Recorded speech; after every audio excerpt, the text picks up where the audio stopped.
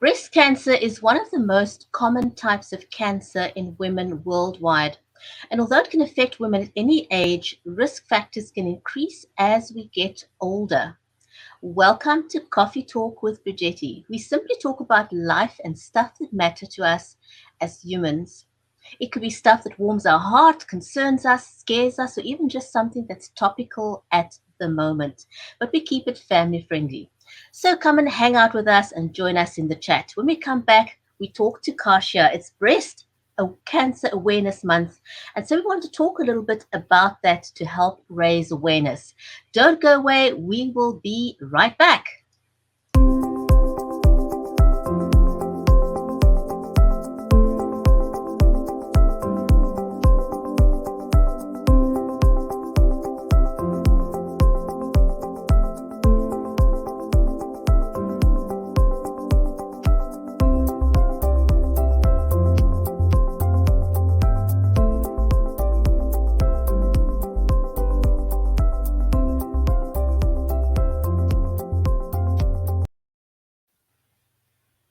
And welcome back. If you're just joining us, welcome to Coffee Talk with Bridgetti. The stream is made possible by StreamYard and Live Media. And if you want to know when we go live, please go ahead and like our Facebook page so that you get the notification. And please also head over to YouTube and click the subscribe button and the notification bell. And today on our Coffee Talk, we're going to be raising awareness about breast cancer since it's Breast Cancer Month. We know it's already the end of the month, but rather late than never. So if you don't know me, I'm Banda from Cape Town in South Africa. And again, welcome to the show.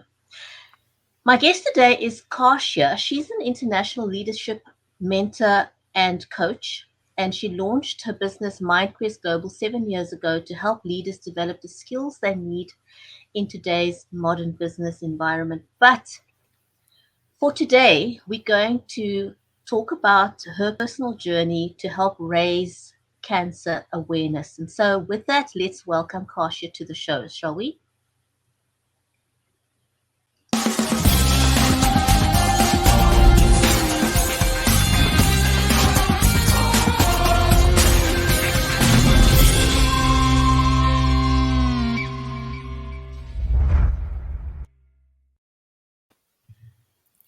Kasia, welcome to the show. Great to have you. Thank you, Bridgetti. It's a pleasure to be here with you again. It's been a while, and so it's time that we catch up again. Yes, I believe it's been over a year since we last had our conversation. So I'm really excited to be here and talk about this topic. It's certainly been one of the most challenging years that I've had as a caregiver while I've been looking after my mother, who was diagnosed with breast cancer last year. So I'm really happy to be here to share what I can about what I've learned through this journey. And I think, unfortunately, a lot of the time we tend to learn these things after someone is diagnosed. And I think it's important to share some of these insights earlier so that more people are aware of what they can be thinking about to help prevent cancer and to help prevent this kind of experience if they can. And you know what? It's been a trying time, or having cancer, a disease, any kind of illness is difficult at any time. There's no good time to have a disease. There's no good time to be ill. There's no good time to be a caregiver. But I think during COVID has added another layer of complexity to living with a disease, to caregiving, to dealing with it. Hospital visits, everything has been very, very different and challenging this year. My dad died almost 2 years ago, and I talk often about how challenging it would have been had we needed to give him the level of care that he needed during COVID. So my heart really goes out to anyone that is needing to do this at this time. But let's circle back to your mom and how she was diagnosed. Can you talk a little bit about the process of her diagnosis? Yes, sure. So, my mother was going for regular screening in Canada, and the regular screening included mammogram checks. She was actually getting a mammogram done regularly. I understand, the normal process in Canada was to have both a mammogram done and an ultrasound the very first time.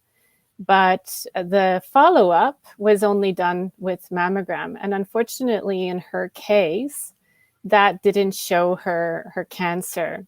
And a lot of the time, mammograms do miss cancers, even though that's the most prevalent screening test that's used. Mm. The other thing is, when we later looked at her medical records, we saw that when they looked at her mammograms, they saw some things and they just noted that it was probably benign. And no one sent her for a follow-up of any kind with an ultrasound after that very first one. So what actually happened is that we were on vacation in Europe, and my mom told me that she had a lump of some sort and that she was a bit concerned about it, but that she'd been for a mammogram in February.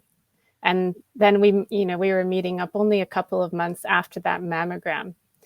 And so I decided to take her for an ultrasound within that week. And the reason I knew about the ultrasound was because I'd gone While through you were in Europe.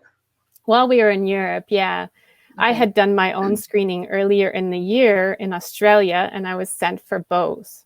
And I knew then that, perhaps it would be a wise idea to take her for the ultrasound to at least have an idea if that may show something. And unfortunately, it did. She had already, a 3-centimeter tumor in her breast. And at that point, they didn't know if that tumor was malignant or benign. So she had to go for a biopsy in Europe.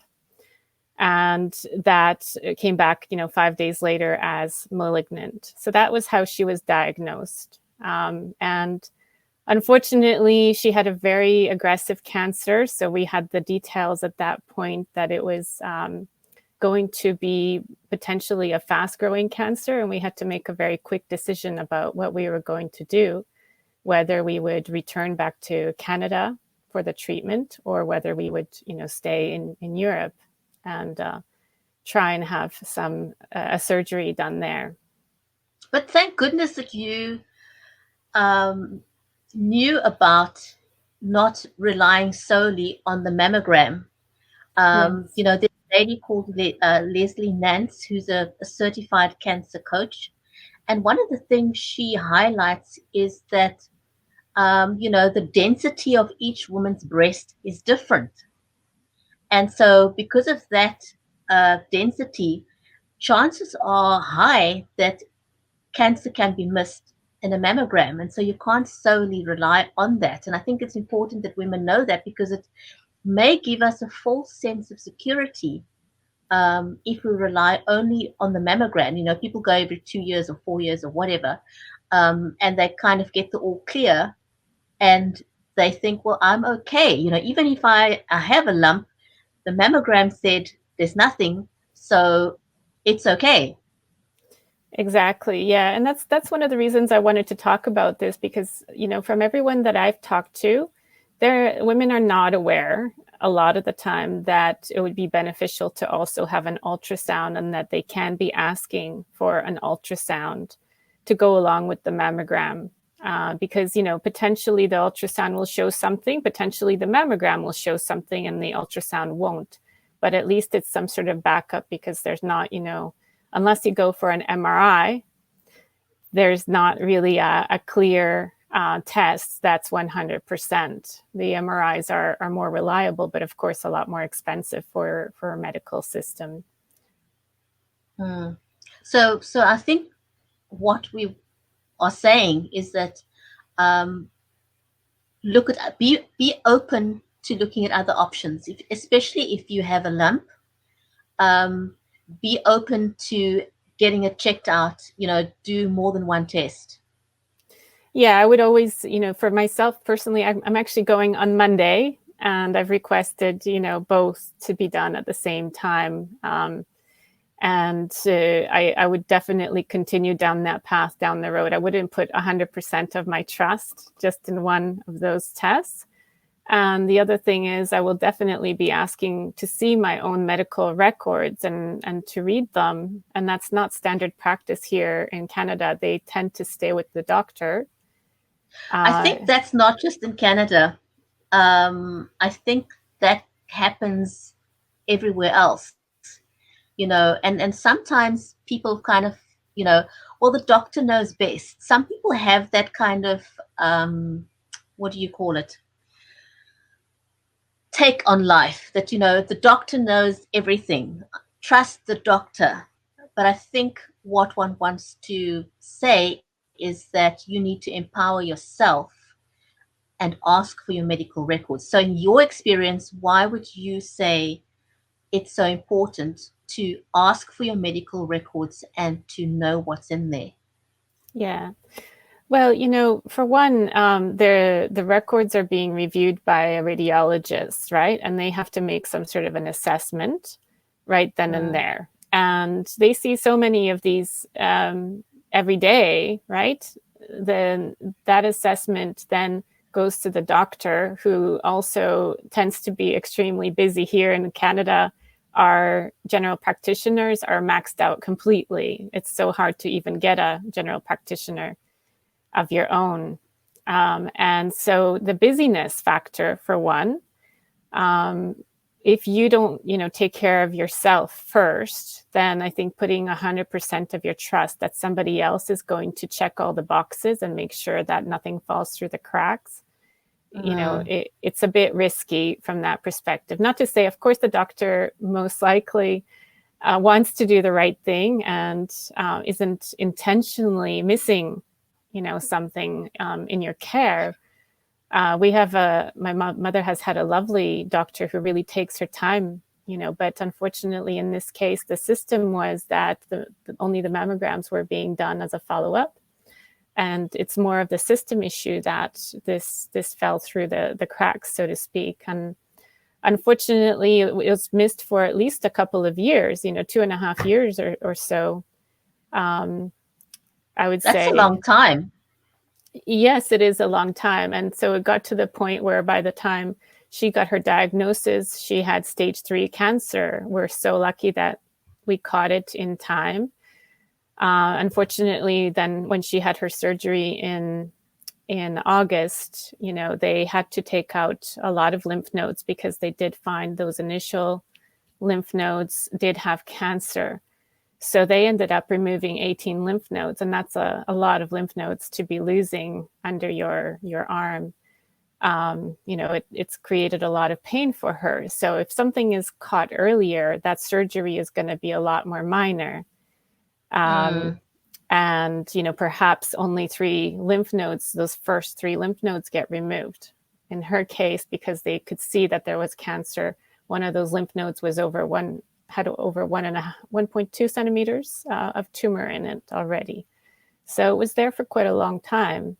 And, it meant that it was a radical mastectomy, which created a much larger surgical site, which of course takes longer to recover from and requires much more maintenance throughout the rest of your life to move and make sure that area doesn't collect fluid from the body, lymph fluid collecting under the arm and in the arm, etc. So these are not, pleasant things to talk about, but I just think it's so important to highlight that if something like this does happen, if you do get cancer, and we know that these days, unfortunately, 1 in 8 women in North America, I don't know the whole, statistics globally, but in North America, it's 1 in 8 women right now who get breast cancer.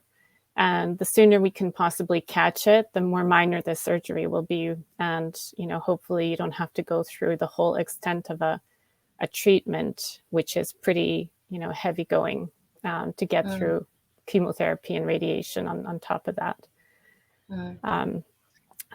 Yeah. Let's talk a little bit about your mom's journey with cancer and mindfulness. How has mindfulness impacted her cancer journey? Well, I'll say it's still a work in progress. It's something that for her has been a shift in the sense that she worked very hard all of her life. She actually had a very stressful business. And she didn't really take the time to look after herself because she was so busy with everything else in her life. But doesn't that happen to a lot of women? It does, yeah, and that's why I'm talking about it now. I mean, as a leadership coach, I see this all the time, right? We have a culture of busyness, and well, both men and women are spending a lot of time stressed right now, and so that chronic stress, the ongoing stress, it produces cortisol levels in the body, noradrenaline levels. It leads to that fight or flight response. And so my mom was living a lot of her life in fight or flight. She was looking at the clock, running around, not always eating properly, not really always, she used to go to the gym, but she stopped going to the gym.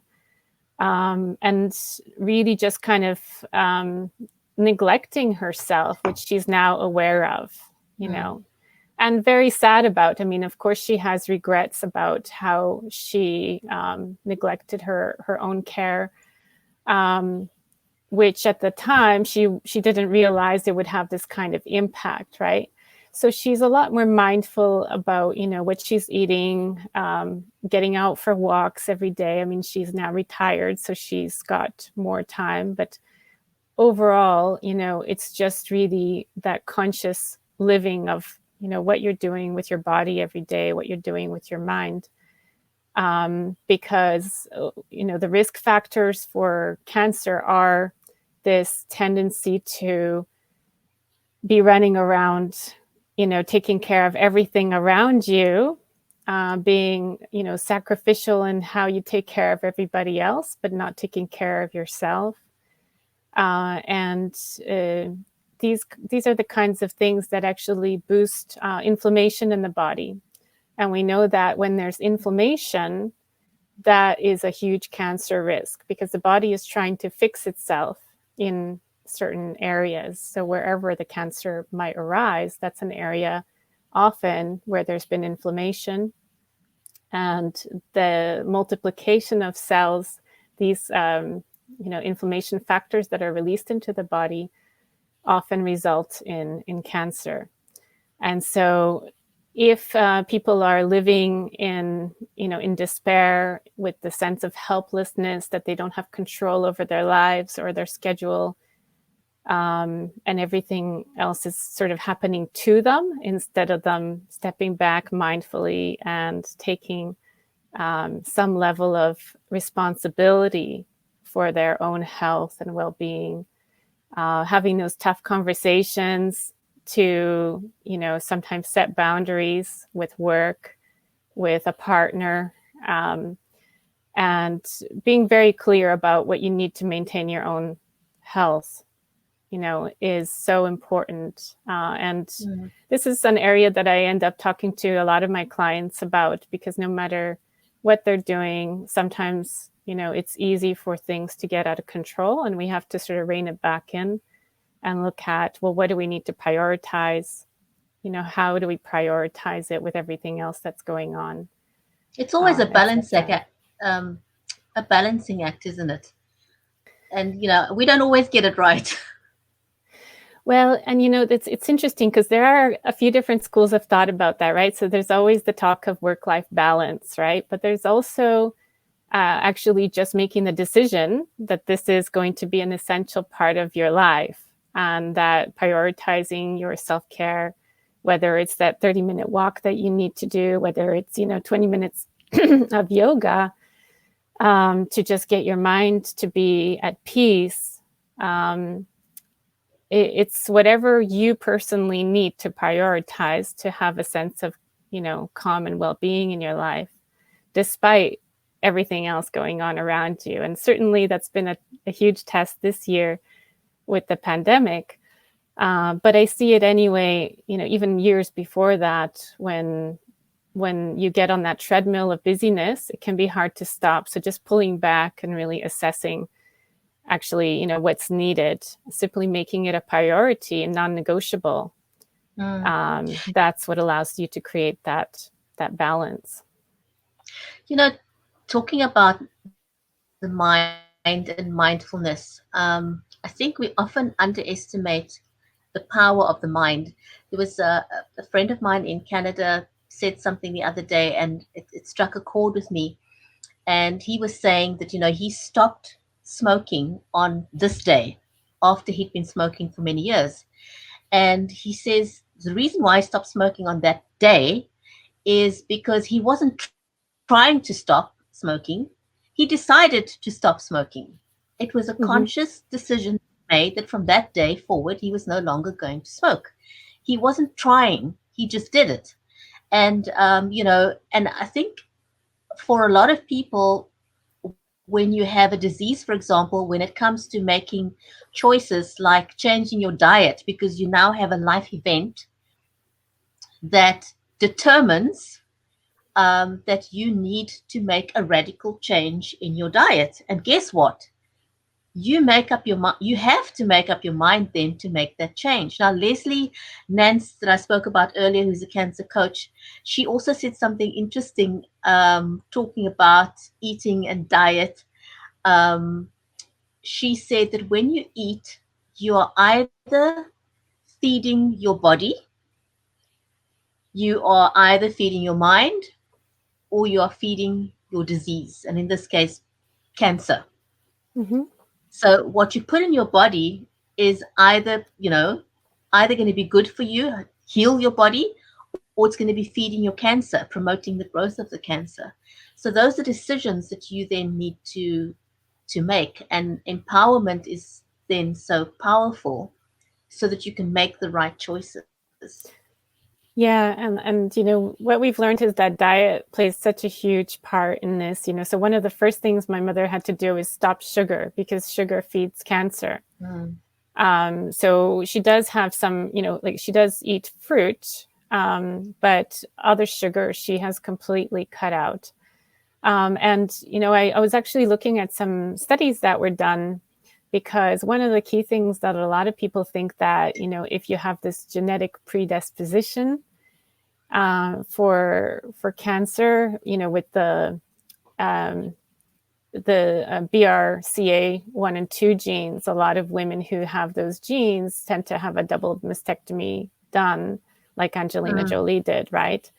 But there was a study that was done, it was interesting, at the University of Montreal, where they looked at the risk of, actually getting cancer, the reduction in the risk by simply diet and eating more fruits and vegetables. And what they found is that the women that were eating at least 27 different types of fruits and vegetables a week, so the variety was really important, Mm.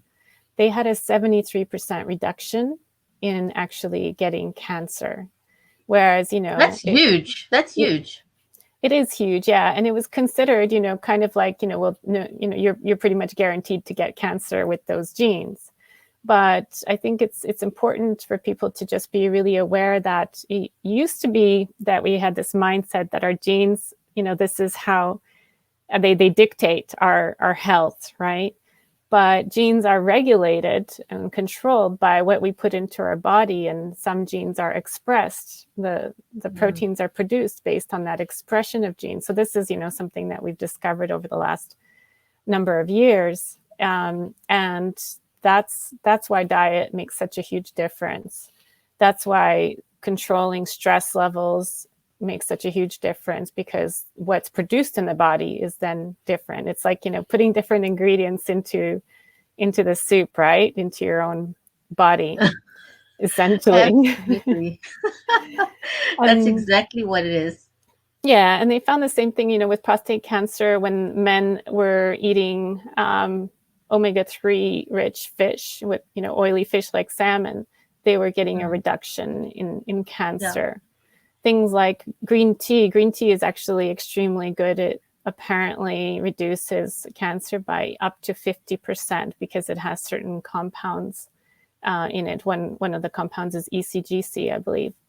And so these are all, small things that we've learned along, this journey that I think are really important for people to just be aware of, because it's pretty easy to just sneak a green tea into your day and be getting the benefits of that, right? I don't like the taste of green tea, but I mix it with other teas and, drink it that way.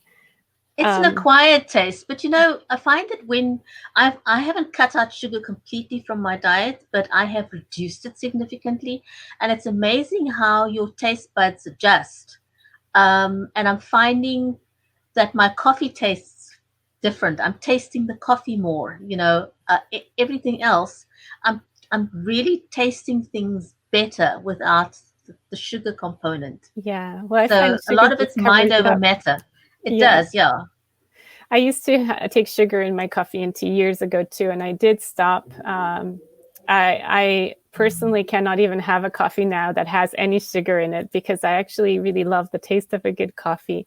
So you're right, your taste buds adjust, and now if I'm given a coffee by somebody else. I had this issue when I was traveling in Indonesia, when I was traveling in Morocco.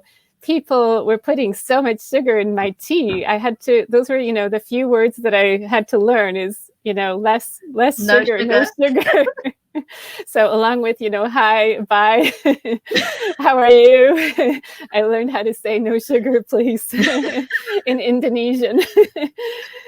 So, yeah. Oh my goodness. I'd like to also talk a little bit about your experience about a caregiver and what you can share about that. So we're going to take a short break, and when we come back, let's talk about caregiving.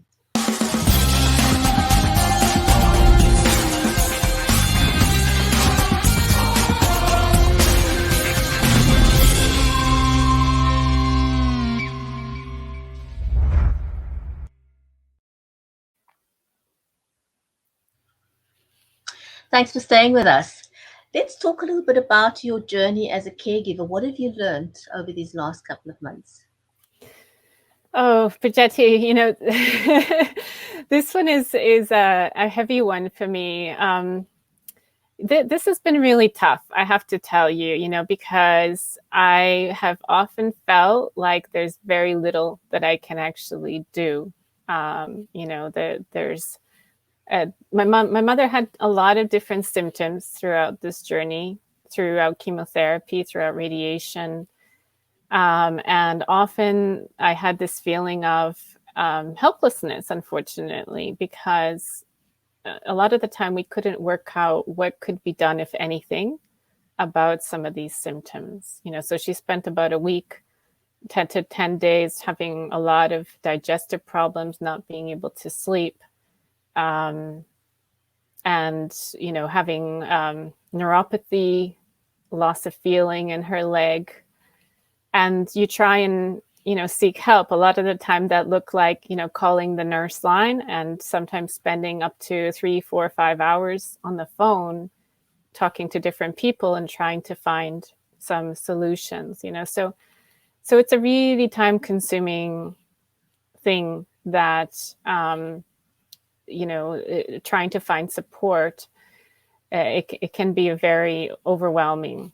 And for me, it's been a big challenge, because I've been balancing running my business, because I didn't want my business to disappear completely while I became a caregiver.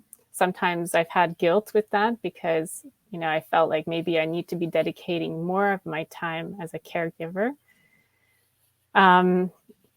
Let's say that I think the biggest things that I've learned is the things that I wasn't prepared for, the things that I'm not very good at, the things that require more growth,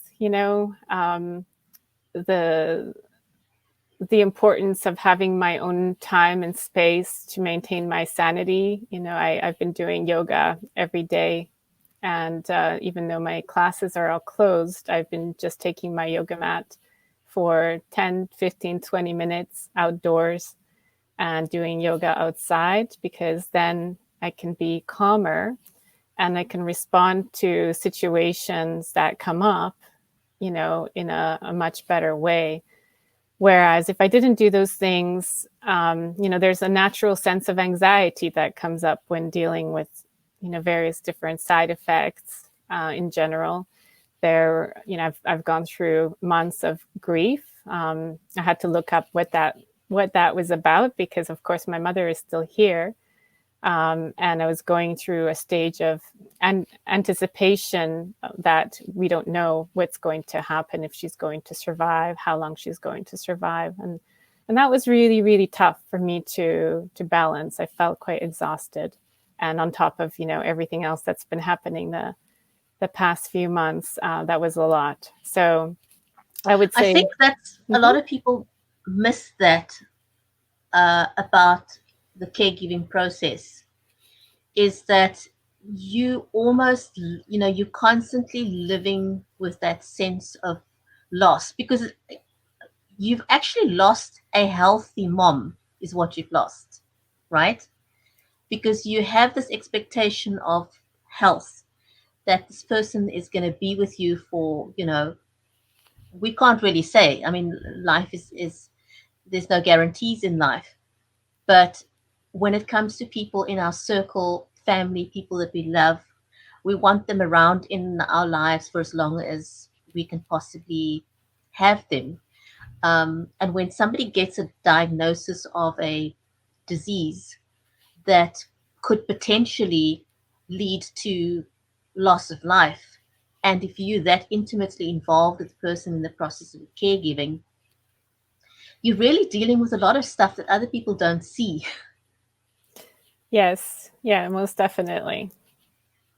And a lot of that is hard work. And very often the patient doesn't want you to have to deal with those things because they feel embarrassed, um, or they feel like they don't want to be a burden, or they feel bad because they're taking up your time. They feel bad that they're taking up your energy. They feel bad that they're taking you away from your job or your family, and they feel like they're imposing. So there's so many factors and emotions that you're having to deal with, that other people in the family or in the circle, unless they've been on this journey themselves, it's things that they don't know of. Because and there's no off button, right? If you're a caregiver, there's no off button. You always on duty. And so you constantly having to find ways to fill up your tank, because you can't permit yourself to run on empty, because then you're no good to the person you're caring for. Yeah, exactly. And, certainly I felt that difference, that those days, for example, when it was raining heavily and I didn't go outside to do my yoga, I felt I had less in the tank. I felt more impatient. I felt more grumpy.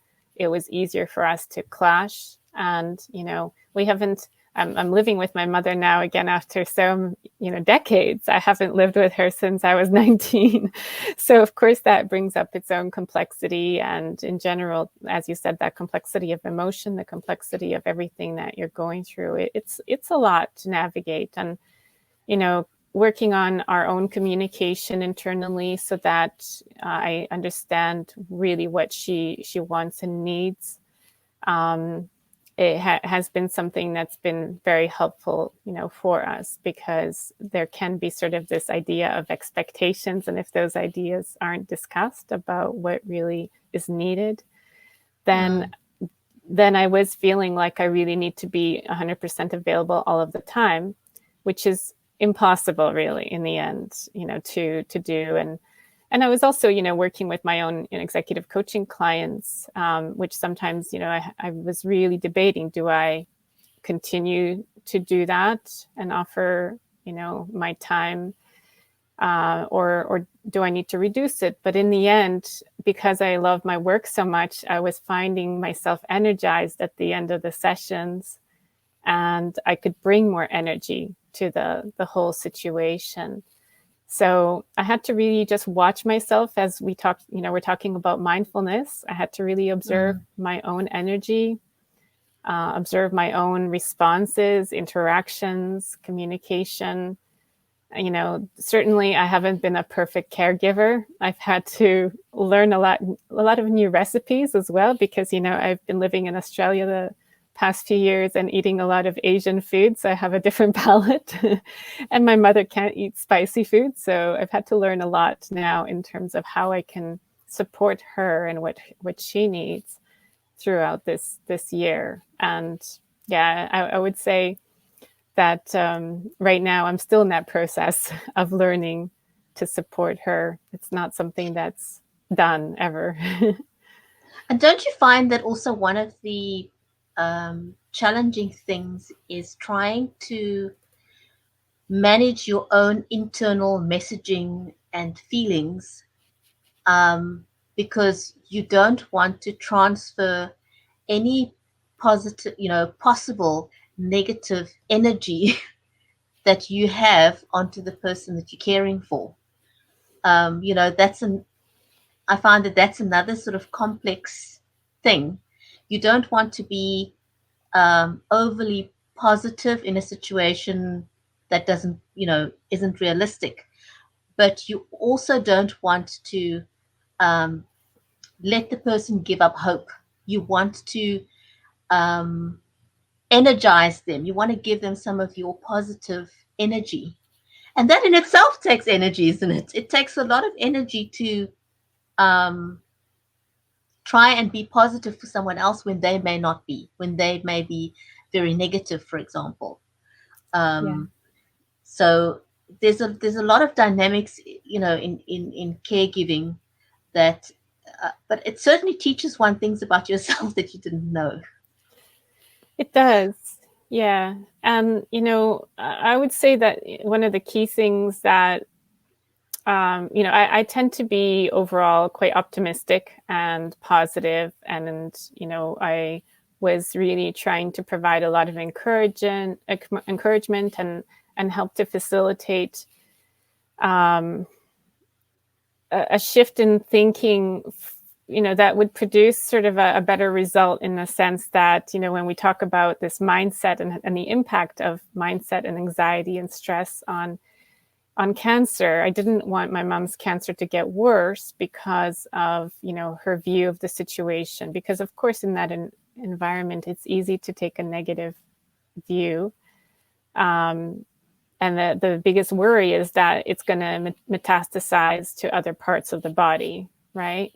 So it's easy to be negative. And so for us, it was really hard to balance this, together, to be realistic that this could happen, and at the same time not have anxiety or worry about this happening. And for my mother, it took a bit of work, for myself as well, to not be thinking about this on an ongoing basis, but just to simply focus on daily life and doing everything simply that you can to be healthy and take care of yourself, versus thinking of the negative possibilities. And I would say that there are times that I was likely trying to be too positive to lift her up, instead of just allowing her to feel, and simply being there for her. So there may have been times that I kind of went into a bit of toxic positivity, simply because I tend to be much more optimistic in general.